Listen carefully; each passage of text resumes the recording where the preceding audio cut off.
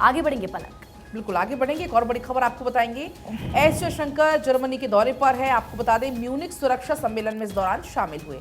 Saudi के विदेश मंत्री फैसल बिन फरहान से भी इस दौरान मुलाकात हुई। पश्चिम एशिया सहित कई मुद्दों पर इस दौरान बातचीत हुई।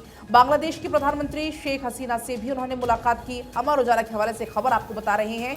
विदेश मंत्री एस जयशंकर जर्मनी के दौरे पर है। उस दौरे के दौरान कई मुलाकातों का दौर चल रहा है, बैठकों का दौर चल रहा है और इस दौरान म्यूनिख सुरक्षा सम्मेलन में शिरकत करते हुए भी विदेश मंत्री एस जयशंकर नजर आए। बिल्कुल, तो बढ़ेंगे खबरों में आगे। और देखिए, नवेलिनी की मौत पर ट्रूडो ने पुतिन को राक्षस कहा है।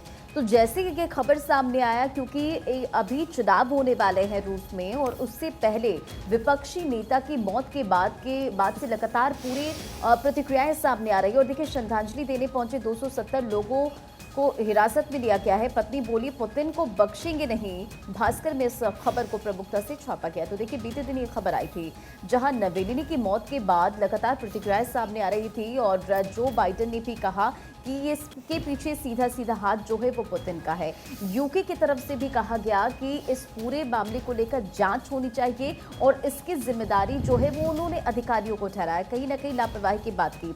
हालांकि अब इस पूरे मामले में आगे क्या होता है वो देखना होगा। लेकिन देखिए, ये बड़ी जानकारी आपको दे रहे हैं। ट्रूडो ने पुतिन को राक्षस कहा और पत्नी का बयान सामने आया, यानी कि नवेलिनी की पत्नी ने कहा है कि वो जो है वो उन्हें पुतिन को बिल्कुल वो बख्शेंगे नहीं।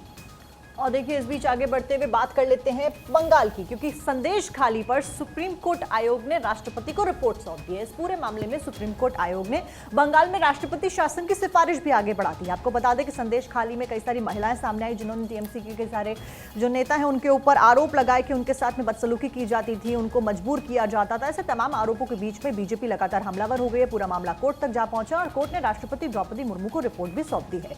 देखने वाली बात होगी कि संदेश खाली के ऊपर क्या कुछ निर्णय सामने आता है। प्रीति, बिल्कुल ये देखना होगा, क्योंकि महिलाएं सामने आई हैं भारी संख्या में। उनका ये कहना है कि उनका यौन उत्पीड़न किया गया, उनको बंधक बनाया जाता था टीएमसी नेताओं की तरफ से और उन्हें बंद कर दिया जाता था। बहुत दिनों बाद उनको रिहा किया जाता था। इतना ही नहीं, एक तरफ उनका यौन उत्पीड़न और दूसरी तरफ जो उनकी जमीन थी उसको हड़पा जा रहा था। बहुत ज्यादा हंगामा वहां पर हुआ। बीजेपी डेलीगेट वहां पर गया। उसके बाद ये कहा गया कि धारा 144 लगा दी गई, पुलिस ने उनको आगे जाने नहीं दिया। फिर राज्यपाल से उन्होंने मुलाकात की और ये पूरा मामला अपडेट आपको हमने दी। ममता सरकार पर निशित प्रामाणिक की चेतावनी सामने आई है। बंगाल नहीं संभल रहा तो केंद्र करेगा कार्रवाई, ये निशित प्रामाणिक की तरफ से कहा गया। केंद्रीय मंत्री उन्होंने कहा कि आप बता दीजिए, अगर आपसे बंगाल नहीं संभल रहा है तो फिर केंद्र सरकार कार्रवाई करेगी, क्योंकि खौफ का माहौल इस वक्त पश्चिम बंगाल में है। वहां की जनता डरी हुई है, महिलाएं असुरक्षित हैं, खुद को महफूज वो नहीं मान रही हैं, बच्चे वहां पर डरे हुए हैं। और ऐसे में जब बीजेपी के नेता जाते हैं उन पर अटैक किया जाता है। बाकायदा जो बीजेपी का डेलीगेशन था जब वो गया संदेश खाली उन महिलाओं से मिलने, तो उनको आगे बढ़ने नहीं दिया गया। इसको लेकर बीजेपी नेताओं ने बाकायदा पत्र राज्यपाल को लिखा, उनसे मुलाकात की, कहा ये क्या हो रहा है। और अब इसी को लेकर निशित प्रामाणिक जो है उनकी तरफ से स्टेटमेंट सामने आया है। ये कह दिया उन्होंने कि अगर आपसे बंगाल नहीं संभल रहा तो आप बता दीजिए, केंद्र इस पर कार्रवाई करेगी। बिल्कुल, और अब आगे बढ़ेंगे। बात होगी राहुल गांधी की भारत जोड़ो न्याय यात्रा की। राहुल गांधी कहते हुए नजर आए देश में नफरत और डर का माहौल है। कांग्रेस नेता राहुल गांधी की न्याय यात्रा वाराणसी में एंट्री हो गई है।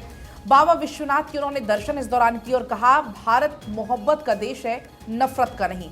तो राहुल गांधी लगातार भारत जोड़ो न्याय यात्रा पर निकले हुए हैं और ऐसे में अब राहुल गांधी की न्याय यात्रा की एंट्री वाराणसी में हो चुकी है।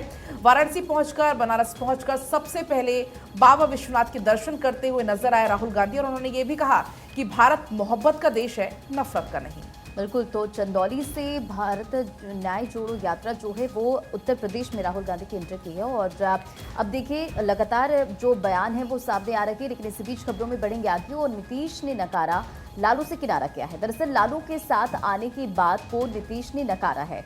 जब उनसे पूछा गया तब उन्होंने पूरी तरह से नकारा और कहा कि एनडीए में हैं, आराम से हो रहा है काम।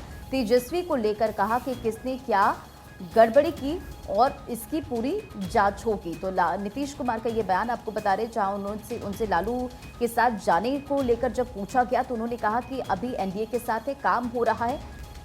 साक्षी, बिल्कुल, अब आगे बढ़ते हुए बात कर लेते हैं मध्य प्रदेश की, जहां पर एक बार फिर से तख्ता जो है वो पलटता हुआ नजर आ रहा है। यहाँ पर पॉलिटिकली काफी ज्यादा शोर मचता हुआ नजर आ रहा है। दरअसल कमलनाथ को लेकर, जो कि कांग्रेस की तरफ से पूर्व मुख्यमंत्री भी रहे हैं, उनके लिए कहा जा रहा है कि कमलनाथ अपने पुत्र नकुल नाथ के साथ में बीजेपी ज्वाइन कर सकते हैं। बीजेपी ज्वाइन करने की अटकलों के बीच में कमलनाथ ने अपनी चुप्पी भी तोड़ी है। कल वो दिल्ली पहुंचे अपने बेटे के साथ में, एयरपोर्ट से निकलने के बाद उनकी प्रतिक्रिया सामने आई। लगातार अटकलें लगाई जा रही थी, उसके ऊपर उन्होंने बोला कि बीजेपी ज्वाइन करूंगा तो खुद बता दूंगा। हालांकि उन्होंने बीजेपी ज्वाइन करने से ना ही इनकार किया और ना ही उन्होंने ये कहा कि मैं कांग्रेस का दामन नहीं छोड़ने वाला हूं। एक तरीके से संशय की स्थिति लगातार बरकरार है। देखिए, कहा यह जा रहा है कि छिंदवाड़ा जो सीट है उसको लेकर जो आपसी समन्वय था वो बनता हुआ नजर नहीं आ रहा था। आलाकमान के साथ में लगातार कमलनाथ की नाराजगी चल रही थी। अपने बेटे के फ्यूचर की चिंता कमलनाथ को सता रही थी। ऐसे में नकुल नाथ का फ्यूचर सिक्योर करने के लिए हो सकता है कि कमलनाथ बीजेपी ज्वाइन कर ले। और कहा यह भी जा रहा है कि अगर वो बीजेपी ज्वाइन करते हैं, जो कि 19 तारीख को कहा जा रहा है कि कर सकते हैं, ऐसे में उनके बेटे के साथ साथ में 10 से 12 एमएलए और 3 महापौर भी बीजेपी ज्वाइन करेंगे, जो संभावना जताई जा रही है सूत्रों के हवाले से जो जानकारी मिल रही है। और बड़ी बात यह कि नकुल नाथ, जो कि कमलनाथ के बेटे हैं, उन्होंने अपने एक्स के बायो से कांग्रेस शब्द भी हटा दिया है और साथ साथ में सज्जन सिंह ने भी कांग्रेस शब्द हटा दिया है। इसीलिए बीजेपी ज्वाइन करने की अटकलें काफी ज्यादा तेज हो गई हैं। बेटी, बिल्कुल सही कहा साक्षी आपने। कल तो ये खबर काफी चर्चाओं में भी रही, परसों भी ये खबर आई थी कि जो नकुल नाथ हैं वो बीजेपी का दामन थाम सकते हैं। फिर ये कहा जा रहा था कि कांग्रेस के लिए बहुत बड़ा झटका होगा। हालांकि बीजेपी की बहुत बड़ी स्ट्रैटेजी और बहुत बड़ी जीत है बीजेपी की होगी। आगे बढ़ेंगे, आपको बता दें कि किस तरीके से कांग्रेस को लग सकता है एक और बड़ा झटका। एक के बाद एक झटके लगातार कांग्रेस को लग रहे हैं। नवजोत सिंह सिद्धू बीजेपी में शामिल हो सकते हैं। कांग्रेस छोड़कर बीजेपी में सिद्धू शामिल हो सकते हैं और ऐसे में अगर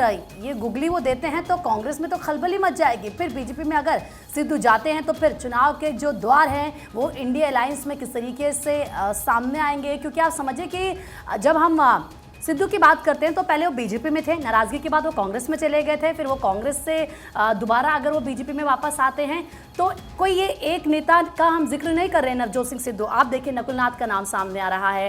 राजस्थान के जो बड़े बड़े दिग्गज नेता हैं वो कांग्रेस का साथ छोड़ रहे हैं। इसके अलावा आप महाराष्ट्र के पूर्व सीएम की बात कर लीजिए, अशोक चौहान, उन्होंने तो कांग्रेस का साथ छोड़ दिया, बीजेपी में वो शामिल हो गए। बाकी और प्रीति, अब तो सपा के लिए भी कहा जा रहा है कि समाजवादी पार्टी से भी कई सारे विधायक आने वाले दिनों में कांग्रेस का सपा का दामन छोड़ के यहाँ पर बीजेपी के साथ में हाथ मिला सकते हैं। यानी कि बीजेपी तो स्ट्रांग होती हुई नजर आ रही है। लेकिन दूसरी तरफ आप देखिए, अगर नवजोत सिंह सिद्धू का नाम भी जुड़ जाता है इसमें तो फिर कांग्रेस का क्या होगा? क्या कांग्रेस के पास उसके दिग्गज बचेंगे? बड़े चेहरे क्योंकि ये हैं जो सामने आते हैं। और आप ये समझिए कि ये सिर्फ कांग्रेस की बात नहीं है, ये इंडी अलायंस की बात है, ये इंडी गठबंधन की बात इसीलिए है क्योंकि अभी तक तो वहाँ सीटों को लेकर कोई बात ही नहीं हो रही है। जो क्षेत्रीय पार्टियां हैं उनका कहना है कि अपने अपने राज्य में भाई हम ज़्यादा यहाँ पर वोट बैंक रखते हैं तो यहाँ पर हम ही डिसाइड करेंगे कि कांग्रेस को कितनी सीटें देनी है।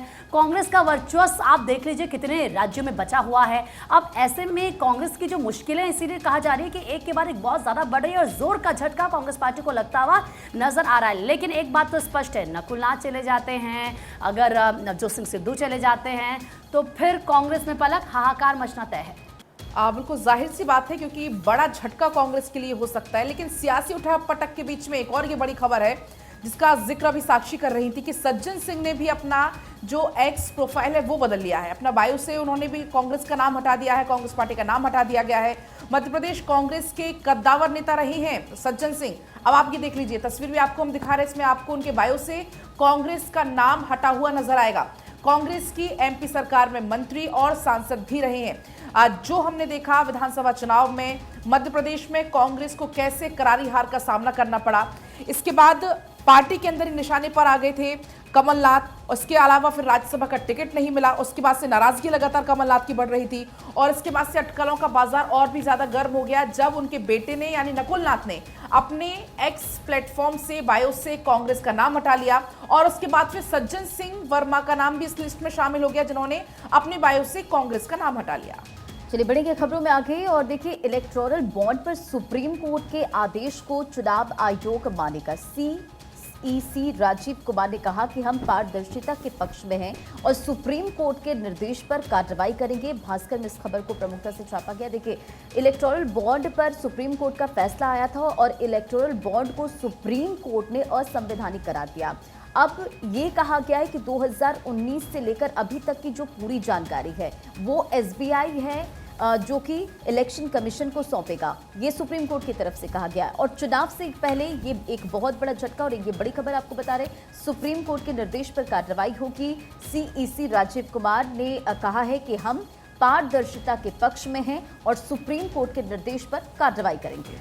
आगे बढ़ते हुए बात कर लेते हैं हिमाचल प्रदेश की। हिमाचल का बजट पेश हुआ। इस बीच सीएम सुखविंदर सिंह सुक्खू ने पेश किया 58,444 करोड़ रुपए का बजट हिमाचल प्रदेश के लिए।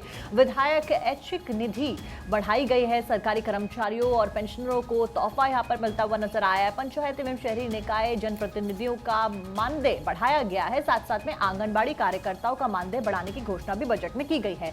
वन मंत्री भर्ती होंगे, वन रक्षक भी भर्ती किए जाएंगे। अमर उजाला के हवाले से खबर बता रहे हैं। तो कुल मिलाकर हिमाचल का बजट अब पेश हो गया है। कार्रवाई लगातार जारी है। और चलिए आगे बढ़ेंगे, बात मणिपुर की करेंगे। मणिपुर में कहीं भी बफर जोन नहीं। सीएम बीरेन्द्र सिंह ने स्टेटमेंट दिया है, कहा है कि सुरक्षा बल पूरे राज्य में कहीं भी जा सकते हैं, उन्हें रोका नहीं जा सकता है। दैनिक भास्कर में ये खबर छपी है और मणिपुर को लेकर बड़ी बात सीएम की तरफ से कही गई। उन्होंने कहा है कि जो सुरक्षा बल है, जो कर्मी है, वो कहीं भी जा सकते हैं, उनको रोका नहीं जा सकता है। और चलिए आगे बढ़ेंगे। एक और बड़ी खबर इस बीच आपको बताएंगे। अजीत बोले शरद पवार का बेटा होता तो पार्टी अध्यक्ष बनता। सुप्रिया सुले की सीट बारामती में रैली की। आपको बता दें यहां से पत्नी सुनेत्रा को उतारेंगे। दैनिक भास्कर में इस खबर को प्रमुखता से दिखाया गया है। उन्होंने कहा यहां पर कि शरद पवार का अगर बेटा होता तो पार्टी अध्यक्ष बनता। सुप्रिया सुले की सीट बारामती में दरअसल रैली की और रैली के दौरान कुछ ये बड़ी बातें कहते हुए नजर आए अजीत पवार। उन्होंने कहा कि अगर शरद पवार का बेटा होता तो वो उससे मौका मिलता, वो पार्टी का अध्यक्ष बनता। इस दौरान रैली हो रही थी बारामती में। सुप्रिया सुले की सीट है बारामती, वहां से रैली के दौरान कुछ बड़ी बातें कहते हुए वो नजर आए।